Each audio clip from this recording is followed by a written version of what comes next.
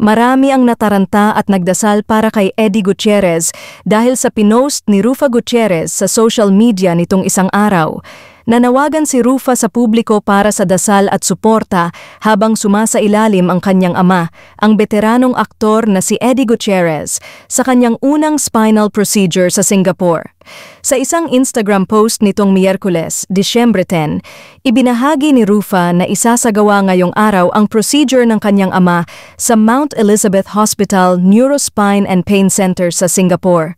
Kasama ni Eddie ang kanyang asawa na si Annabel Rama, pati ang kanilang mga anak na sina Rufa at Raymond upang samahan siya sa mahalagang operasyon na ito.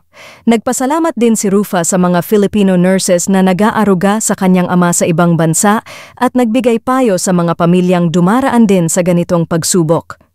Please join us in prayer as our dad, Eddie Gutierrez, undergoes his first spinal procedure today in Singapore with Dr. Prem Pillay at the Neurospine and Pain Center, Mount Elizabeth Hospital.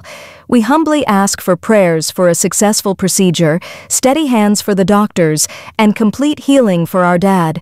May everything go smoothly and unfold according to his perfect will.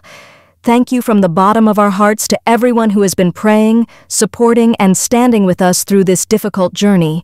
Your prayers, generosity, and kindness mean more to us than words can express. We truly feel your love. To all the Filipino nurses who are helping us here and taking such good care of our dad, maraming salamat po. Mabuhay kayong lahat. To everyone facing their own battles this season, may God grant you strength, peace, and His healing embrace. From our family to yours, you are not alone. The Gutierrez family.